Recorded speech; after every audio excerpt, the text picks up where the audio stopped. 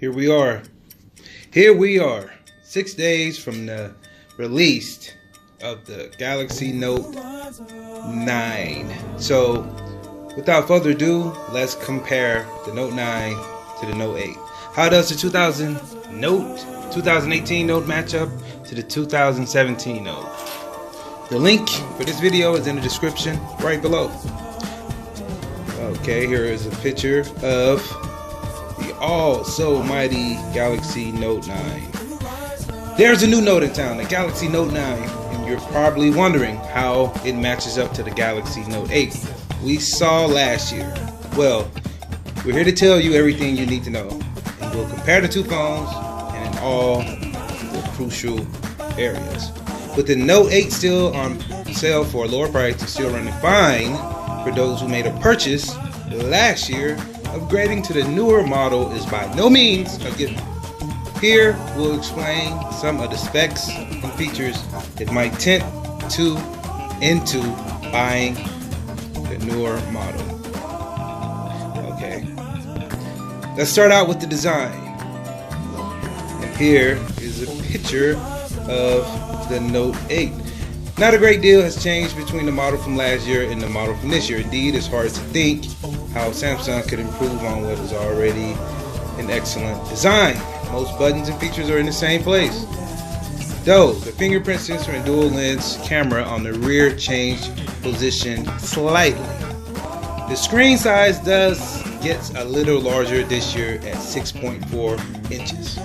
The biggest change in terms of design are the colors, the S Pen and the phone itself, with 4 to choose from: blue, copper, black, and lavender, depending on your region. Today's best Galaxy Note deals, and here are some deals that you will be able for the Note 9 with Verizon. As you can see there, $41 a month. There's the Sprint deals they have. Wow. Whew. And it's at least $60,000. Wow. Verizon. You guys can read through that once you watch this video again. Let's get to the specs. The 9 versus the Note 8. You would expect a specs bump from last year to the next. And we got one with the Note 9. Features are faster, Exynos 9010 or Snapdragon 845 processor, depending on your region, compared with the Exynos 8895 835 of the Note.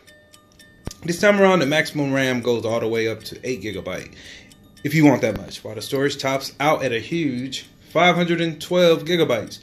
On the Note 8, the maximum configuration you could get was 6 GB of RAM and 256 GB of storage space.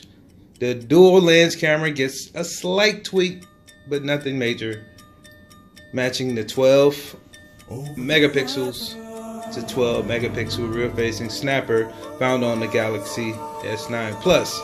You should be able to get some very good shots from the Note 9. Okay, let's get to the features. The Note 9 versus the Note 8. It's that new S Pen that's the star of the show here, bringing Bluetooth and some extra tricks to the party. Samsung also gave us a sneak preview of Bixby 2.0 at the Note 9 launch. Otherwise, the features of the Note 9 are broadly speaking very much the same as the features of the Note 8. The in-screen fingerprint scanner will have to wait for next year. Just like its predecessor, the Note 9 offers a wireless charging, fast charging, a USB-C port, and a 3.5mm audio port.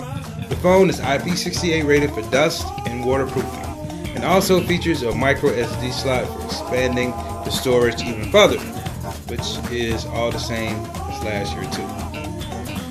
Here's some of the Note 8 deals. You could watch the video again to see all of these deals from your favorite carriers. So,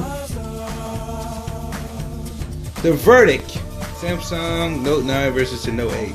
The Note 9 might not add a whole lot to the Note 8 formula, but the Note 8 was a fine phone. Internal specs gets a bump, and that faster performance is reason enough to think about upgrading to the newer model. Another reason is that improved S Pen, capable of doing more besides just writing on the screen and selecting menus and options. This should make the Note 9 even more useful as a productivity tool. If you're not happy with your Note 8 or Galaxy S9 phone, then the Note 9 isn't really a compelling upgrade for everyone else. It should be near the top of your shortlist. So, in other words, let's go back to this picture here. In other words, if you are happy with your Note, then clap your hands. This is basically saying that the Note 9 is an improvement, but it's not like it's going to change the game. It's pretty much just, you know, the S Pen is, like they said, it's the major selling point of the Note 9, and you know that's the most notable point, is that the S Pen is Bluetooth. A lot of the other features we're like, okay, but it's better, not extremely better than the Note 8, which means you don't have to really upgrade. You could wait for the Note 10, but if you are a Note head, regardless, you're probably going to get tired of the Note 8, trade it in, and get the Note 9 just to stay up to date with the latest technology. But hey, the choice is yours. Like this video, leave your comments, and subscribe. Note 9, or you're going to stick with the Note 8. Later.